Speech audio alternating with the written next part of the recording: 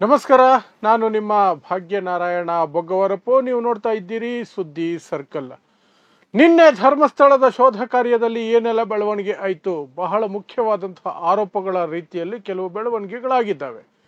ಅದೇನು ಅಂದರೆ 16ನೇ spot mark ಮಾಡಿದ್ದು 13, ಆದರೆ ಅದನ್ನು ಹೊರತುಪಡಿಸಿ ಇನ್ನೊಂದಷ್ಟು ಜಾಗಗಳನ್ನು ತೋರಿಸಿರುವಂತಹ ಭೀಮಾ 16ನೇ ಸ್ಪಾಟ್ ಅಂತ ಕರೆಯಲಾಗುವಂತಹ ಜಾಗ ನಿನ್ನೆ ಬಾಹುಬಲಿ ಬೆಟ್ಟ ಅಂತ ಅದನ್ನು ಕರೀತಾರೆ. ಆ ಜಾಗಕ್ಕೆ ಹೋದ ಸಂದರ್ಭದಲ್ಲಿ ಸ್ಪಷ್ಟ ಕುರುಹುಗಳು ಸಿಗ್ತಾ ಇತ್ತು, ಕಣ್ಣಿಗೆ ಎದ್ದು ಕಾಣ್ತಾ ಇತ್ತು. ಏನು ಅಂದ್ರೆ ಅಲ್ಲಿ ಸಾಕ್ಷಿ ನಾಶಕ್ಕೆ ದೊಡ್ಡ ಮಟ್ಟದ ಪ್ರಯತ್ನ ನಡೆದಿದೆ ಅಂತ.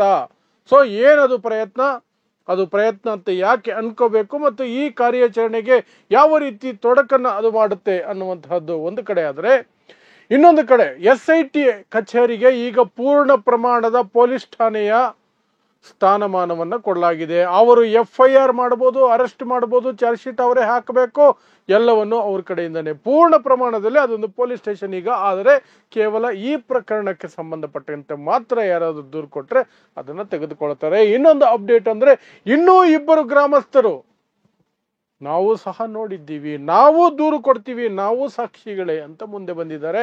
ಸೊ ಒಟ್ಟಾರೆಯಾಗಿ ಇಲ್ಲಿಗೆ 4 ಜನ ಬಂದ ಹಾಗೆ ಆಗುತ್ತೆ. ಯಾಕಂದ್ರೆ ಜಯಂತ್ ಅನ್ನುವಂತಹ ವ್ಯಕ್ತಿ ಆಲ್ರೆಡಿ ದೂರು ಕೊಟ್ಟಿದ್ದಾರೆ. ಇಷ್ಟು ಬೆಳವಣಿಗೆಗಳು ನೀನೆ ನಡೆದಿದೆ. ಸೊ ಒಂದೊಂದನ್ನೇ ನೋಡೋದಾದ್ರೆ, ಮೊದಲನೇದಾಗಿ ನಾನು ಹೇಳ್ದಂಗೆ ಸಾಕ್ಷಿ ನಾಶಕ್ಕೆ ದೊಡ್ಡ ಮಟ್ಟದ ಪ್ರಯತ್ನ ನಡೆದಿದೆಯಾ ಅನ್ನುವಂತಹ ಅನುಮಾನಗಳು ಮೂಡಿಸುವಂತಹದ್ದಕ್ಕೆ ನಿನ್ನೆ ಒಂದು ಜಾಗ ಸಾಕ್ಷಿ ಆಯಿತು.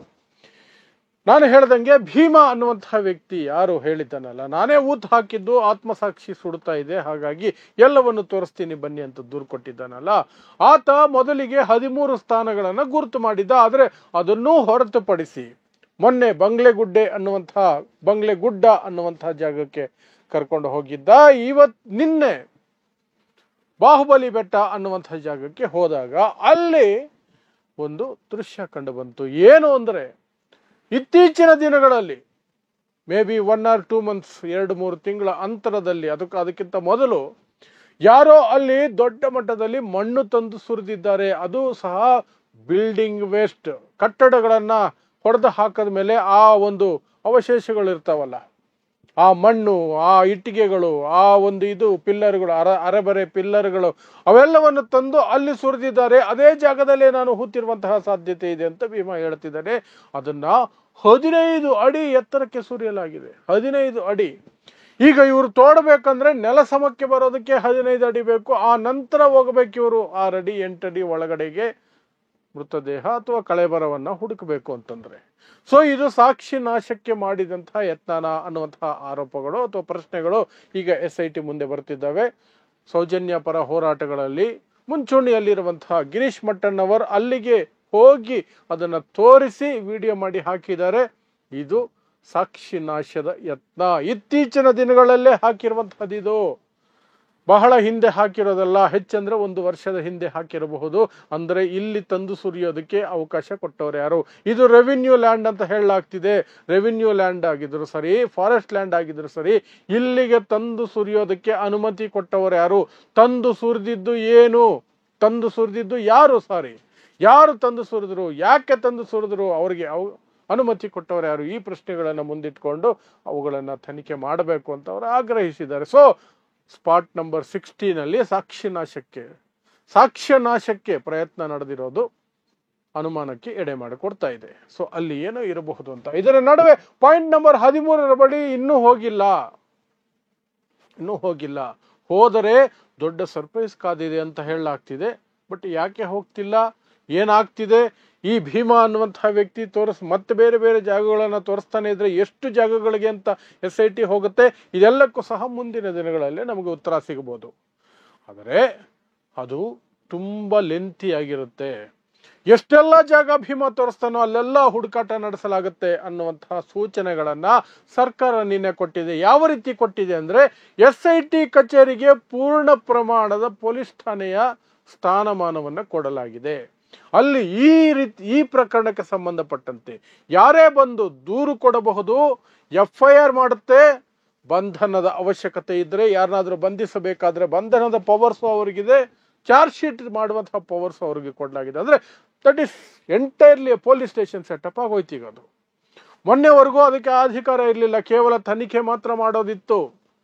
ಯಾವಾಗ ಜಯಂತ್ ಅನ್ನುವಂತಹ ವ್ಯಕ್ತಿ ಬಂದು, ನಾನು ಸಹ ನೋಡಿದ್ದೀನಿ ಒಂದು ಹೆಣವನ್ನು ಹೂಳೋದು, ಒಂದು ಹುಡುಗಿಯ ಹೆಣವನ್ನು ಹೂಳ್ತಾ ಇದ್ರು, ಯಾವುದೇ ತನಿಖೆ ಆಗಿರಲಿಲ್ಲ, ನಾನು ಸಾಕ್ಷ್ಯ ಕೊಡ್ತೀನಿ, ಸಾಕ್ಷಿ ಹೇಳ್ತೀನಿ ಅಂತ ಹೇಳಿದಾಗ ಆ ವ್ಯಕ್ತಿ ದೂರು ಕೊಡೋಕೆ SIT ಕಚೇರಿಗೆ ಬಂದಾಗ, ಇಲ್ಲಿ ದೂರು ತೆಗೆದುಕೊಳ್ಳುವಂತಹ ಅವಕಾಶ ಇಲ್ಲ, ನೀವು ಬೆಳ್ತಂಗಡಿ ಪೊಲೀಸ್ ಸ್ಟೇಷನ್ಗೆ ಹೋಗಿ ಅಂತ ಅವರನ್ನ ಅಲ್ಲಿಗೆ ಕಳಿಸಲಾಗಿತ್ತು. ಆದರೆ ಈಗ ರಾಜ್ಯ ಸರ್ಕಾರ SIT ಕಚೇರಿಗೇನೆ ಪೂರ್ಣ ಪ್ರಮಾಣದ ಪೊಲೀಸ್ ಠಾಣೆಯ ಸ್ಥಾನಮಾನ ಕೊಟ್ಟಿದೆ.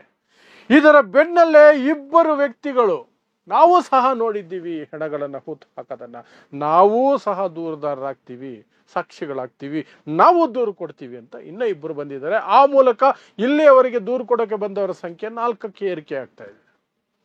ಭೀಮಾ ಅದರ ಜೊತೆಗೆ ಜಯಂತ್ ಅನ್ನುವಂತಹ ವ್ಯಕ್ತಿ, ಇನ್ನೂ ಇಬ್ಬರು ಈಗ ಸಿದ್ಧವಾಗಿರೋದು, ಮತ್ತು ಇನ್ನೂ ಒಂದಷ್ಟು ಜನ ಸಿದ್ಧವಾಗಿದ್ದಾರೆ ಅಂತ ಜಯಂತ್ ತನ್ನ ಹೇಳಿಕೆಯನ್ನು ಕೊಟ್ಟಿದ್ದಾರೆ.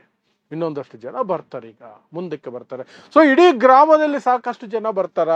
ಈ ಒಂದು ಇಡೀ ಪ್ರಕರಣ ಯಾವ ದಿಕ್ಕಿಗೆ ಹೋಗುತ್ತೆ ಏನು ಹೇಳಕ್ಕಾಗಲ್ಲ. ಯಾಕಂದ್ರೆ SIT ಅವರು ಅಧಿಕೃತವಾಗಿ ಇಲ್ಲಿಯವರೆಗೆ ಏನು ಹೇಳಿಲ್ಲ,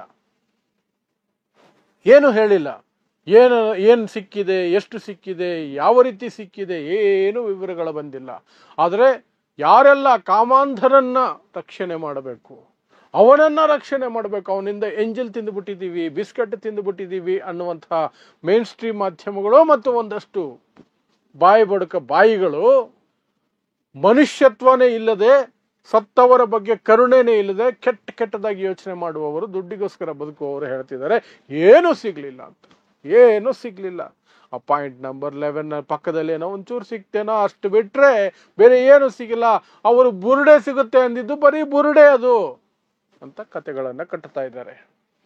ಇನ್ನು ಕಿರಿಕೀರ್ತಿ ಅನ್ನುವಂಥವನು ಒಂದು ರೀತಿಯಲ್ಲಿ ಬೇರೆದೇ ಕಥೆಗಳನ್ನ ಹೇಳೋದಕ್ಕೆ ದಿನಂಪ್ರತಿ ಪ್ರಯತ್ನ ಪಡ್ತಿದ್ದಾನೆ. ಹೇಗಾದರೂ ಮಾಡಿ ಆ ಕಾಮಾಂಧರನ್ನ ರಕ್ಷಣೆ ಮಾಡಬೇಕು ಅಂತ.